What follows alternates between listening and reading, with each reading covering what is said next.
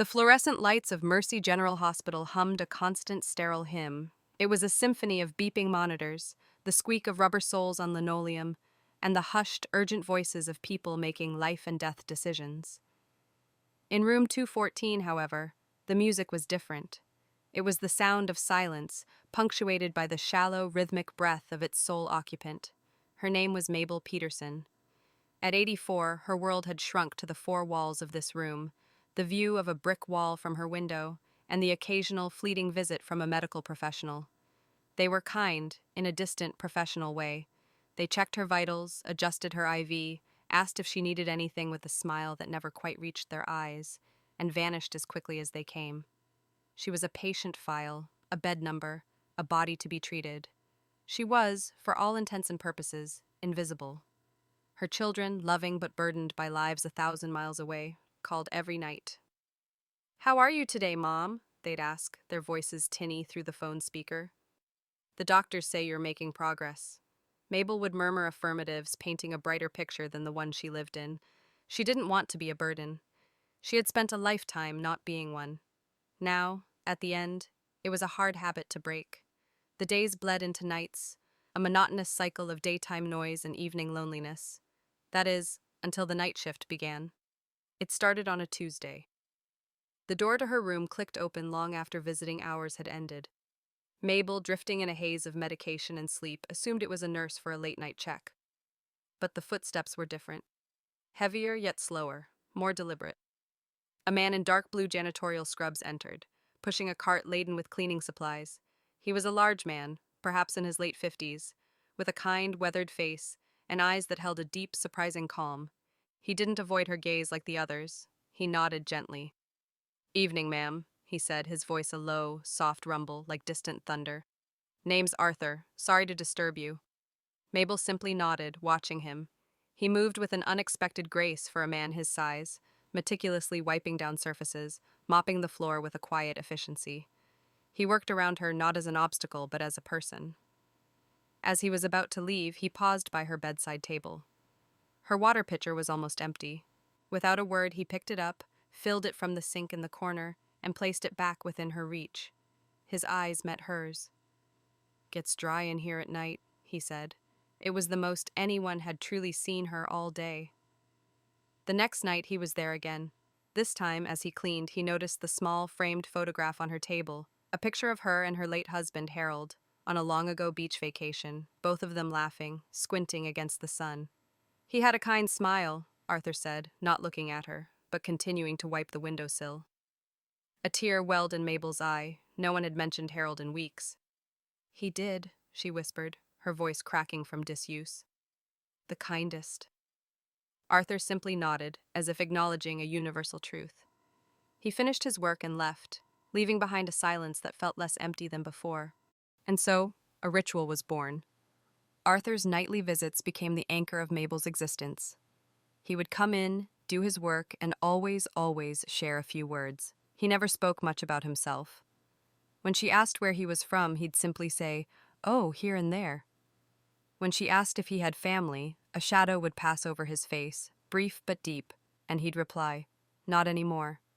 It was a door he gently but firmly closed, but he was a wonderful listener. Night by night, Mabel's story unfolded for him.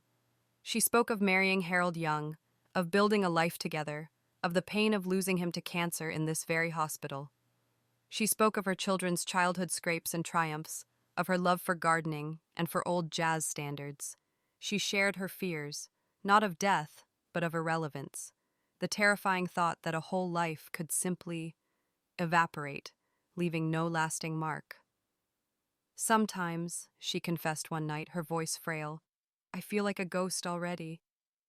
They look through me, Arthur. They see the chart, not the person." Arthur stopped his mopping and leaned on the handle. He looked at her, his gaze intense and unwavering. "I see you, Mabel Peterson," he said, his voice firm yet gentle. "And I assure you, you are no ghost. The love you gave, the memories you made, they're echoes, and echoes last forever." His words were unlike any a janitor, or anyone, had ever spoken to her. They carried a weight, a certainty that felt ancient. One night, He found her particularly despondent. The doctors had used the word palliative. She had stopped eating. The light in her eyes was dimming. Arthur didn't clean that night. He pulled the visitor's chair close to her bed and sat down. "What's your favorite song, Mabel?" he asked. The question seemed to come from nowhere. "What?" "Your song, the one that always made you happy." "Oh, well," she said, a faint smile touching her lips. "Fly Me to the Moon, Frank Sinatra, Harold and I, it was our song. We danced to it in our kitchen more times than I can count." Arthur nodded. He reached into the deep pocket of his janitorial coat and pulled out a small, old, and slightly battered portable radio. It looked like it was from the 1960s. He placed it on her bedside table, tuned it to a static-filled frequency, and then gently tapped the side of it. The static cleared instantly, replaced by the unmistakable, smooth opening notes of Fly Me to the Moon. Mabel's breath caught in her throat. Tears streamed down her cheeks, but they were not tears of sadness. It was a release. Arthur didn't say a word. He simply stood up, offered her a gentle, almost courtly bow, and held out his hand. It was an invitation, a silent question. With a strength she didn't know she had, Mabel raised her frail hand and placed it in his. His grip was strong, warm, and impossibly reassuring.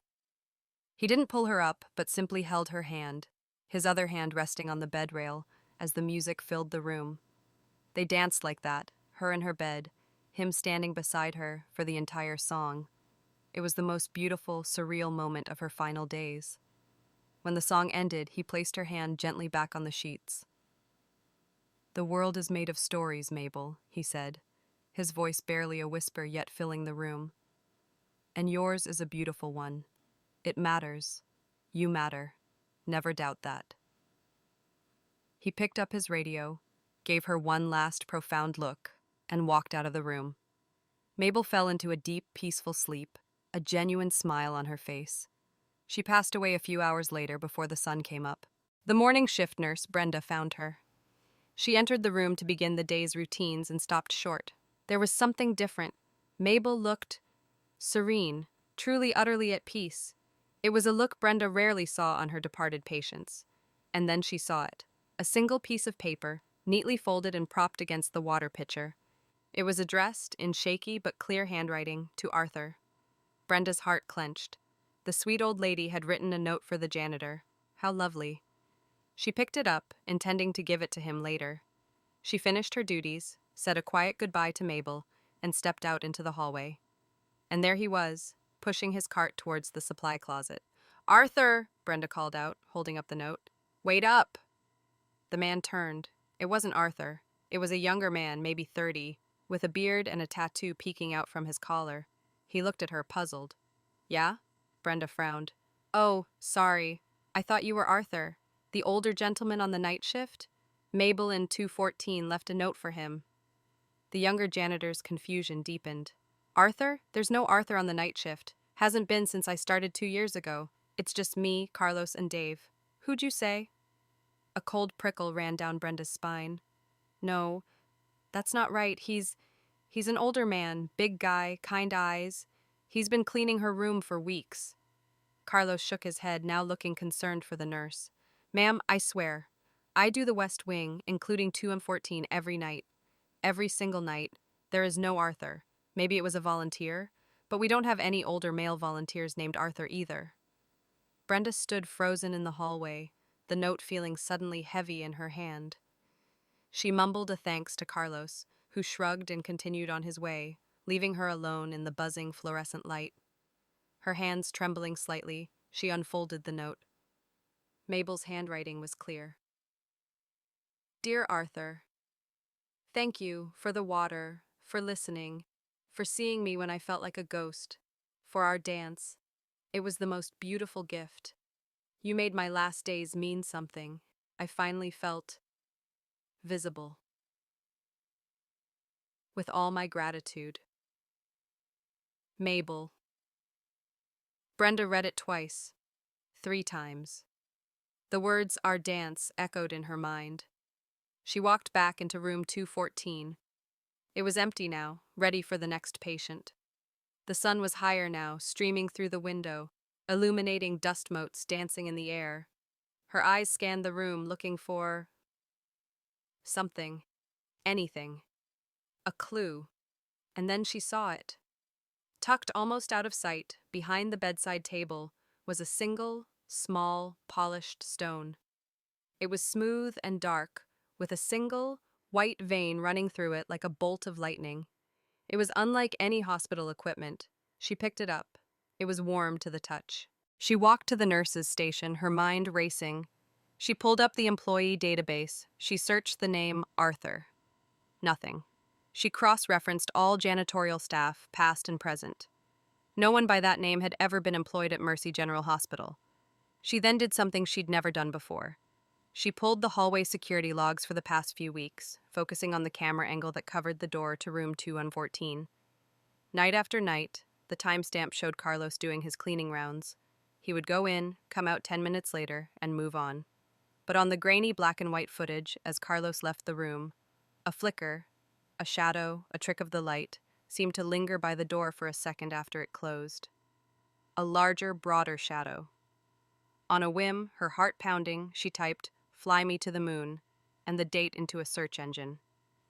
The top result was a news headline from the local classical radio station's blog. Unexplained broadcast, anomaly. Station WCRL mystified as 3:17 a.m. News bulletin is interrupted by 2 minutes and 37 seconds of Frank Sinatra's "Fly Me to the Moon" from an unknown source. The timestamp matched exactly the moment Mabel would have been dancing with her mysterious visitor. Arthur was nowhere in any system. He left no physical trace, except for the note in her hand and the strange, warm stone in her pocket. He was a ghost, an angel, a figment of a dying woman's imagination given form. Brenda would never know for sure. But as she looked from the note, to the stone, to the now empty room, she understood one thing with absolute clarity. It didn't matter who or what he was. What mattered was that for a lonely, invisible woman at the end of her life, he had been real.